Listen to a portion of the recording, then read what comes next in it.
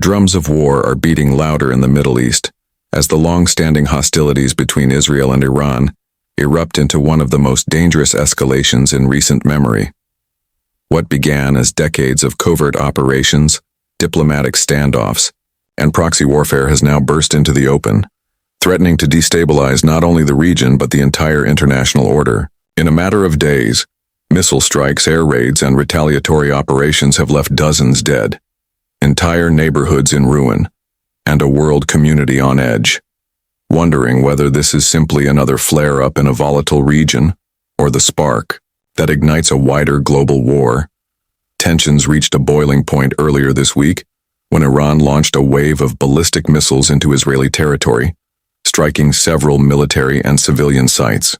According to Iranian state media, the attack was in direct response to what Tehran called Zionist aggression against its nuclear research programs. Israeli officials, however, viewed it as a declaration of war. The strikes killed at least 14 people, including children, and injured over 100 more, triggering mass panic across central Israel.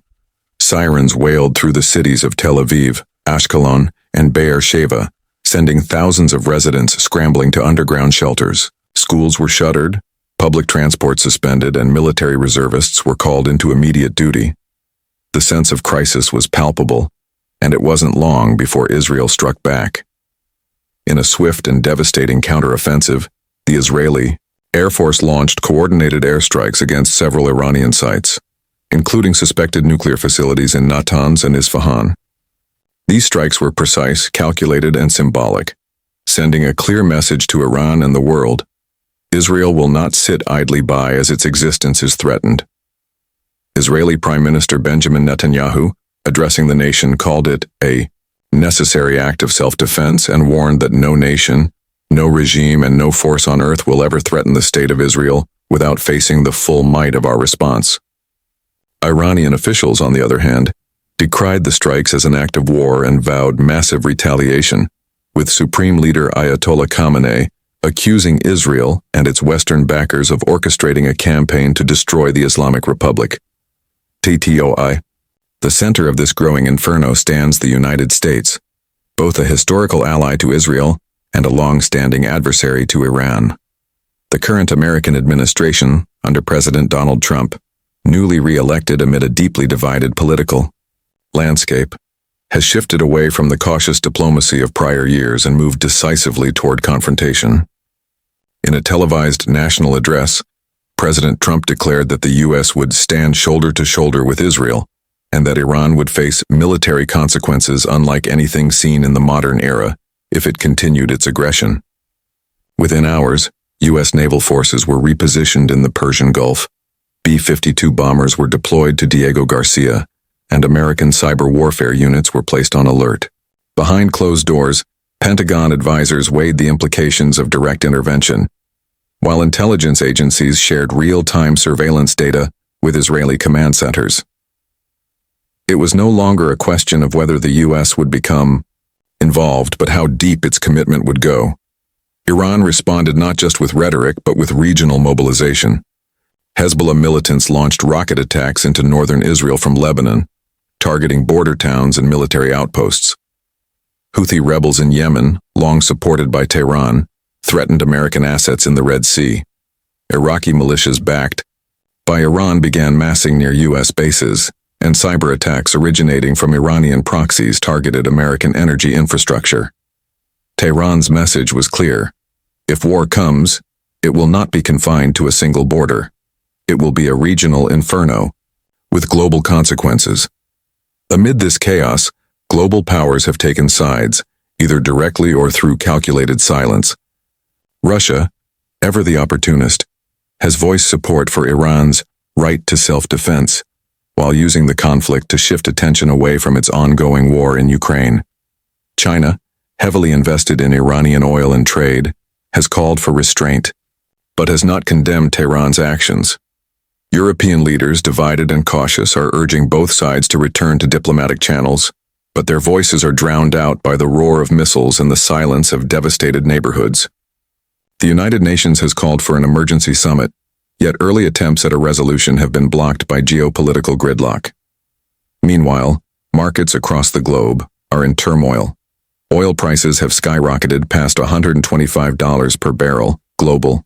Shipping routes are being rerouted to avoid conflict zones, and Wall Street is bracing for the economic ripple effect of sustained regional instability.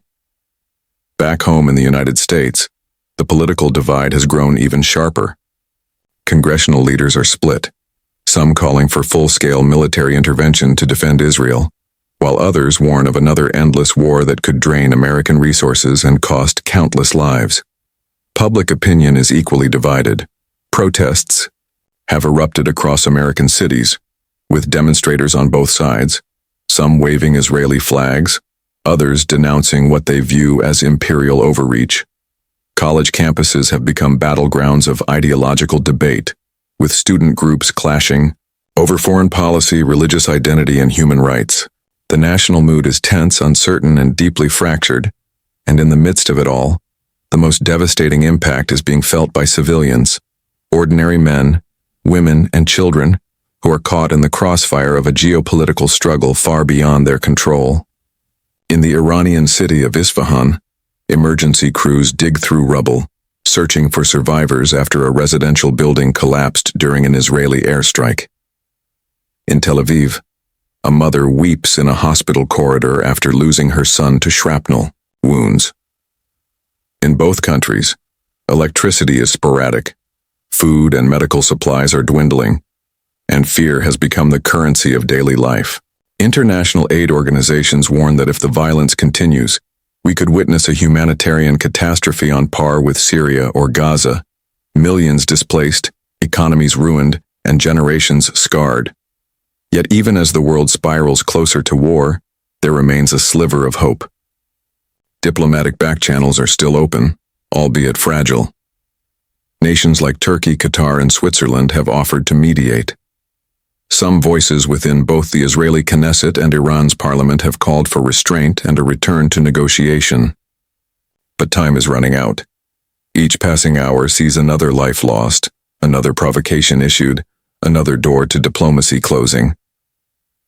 This conflict is not just a battle of missiles and warplanes, it is a battle of ideologies, of history, and of vision. It is a struggle between two nations that see themselves as existentially threatened, backed by superpowers with their own agendas. It is a mirror reflecting the failures of diplomacy, the arrogance of power, and the human cost of unresolved hatred. As the world watches, breath held, the question remains, will reason prevail, or will history repeat itself in tragedy? Will global leaders summon the courage to pull their nations back from the brink, or will pride, politics, and fear plunge us into a war that no one truly wants, but everyone is preparing for? In this moment, more than ever, the world must choose. Escalation or reconciliation, chaos or cooperation, war, or the hard but necessary work of peace.